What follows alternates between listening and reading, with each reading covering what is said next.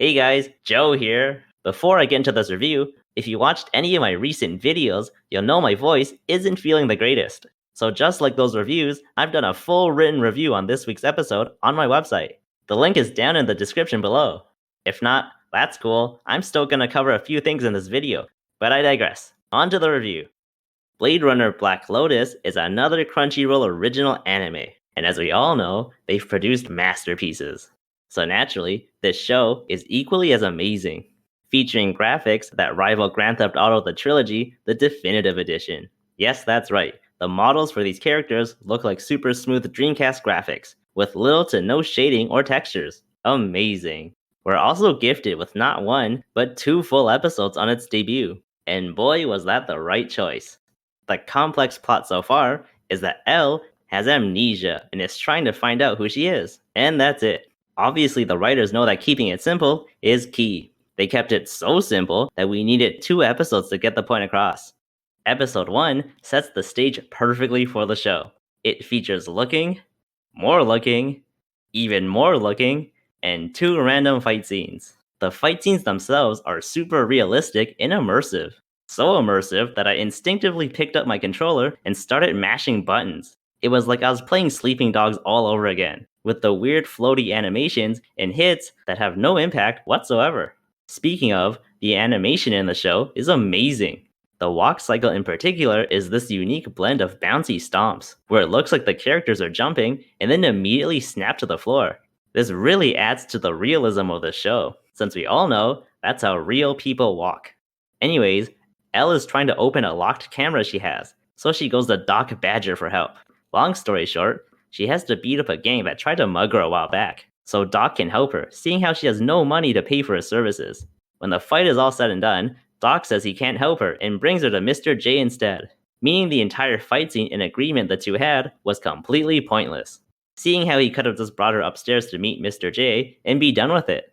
Now, normally I would say this is a complete waste of time in an already boring episode, but it's not. It's genius. Episode 1 ends abruptly. Mr. J is asleep and they try to wake him up, giving us a perfect lead-in to episode 2, where they promptly wake him up without a hassle. It blows my mind how smart the writing is. You end episode 1 with a guy sleeping and then start the next one with him waking up. Incredible. Episode 2 continues where episode 1 left off, with looking, and even more looking. There's so much looking that I basically feel like I'm in this city. It just makes too much sense to have virtually no plot progression between 2 episodes, since I feel so immersed with the environment. Episode 2 does have a few action scenes, like when Elle gets into an intense hovercar chase sequence to catch up to Senator Bannister, where the music is blasting, and the senator is slowly making his way to a club, unaware of anyone following him, and Elle has to drive mildly fast to catch up to him, with no one chasing her or having any obstacles in the way. Clearly a massive action scene that deserved that hype music. This show just gets it. When we get to the club, we're greeted by what looks like the simulation fight in Rocky Balboa, where ESPN did a CGI fight of Rocky versus Mason the Lion Dixon, and it looks like in the future, MMA fighters use boxing gloves. Clearly, another shout out to Rocky Balboa. Not to mention the emotional depth this fight has, between 2 fighters we don't even know. This is on the same level as Rocky versus Ivan Drago, where Rocky needs to avenge his fallen friend. Their janky-ass movements and sausage links for arms flailing about is not for the faint of heart. So Elle catches up with Senator Bannister and discovers her true past. She's a replicant who's allegedly designed to be hunted by rich people. So it only makes sense to install the complete kungfu.exe into her.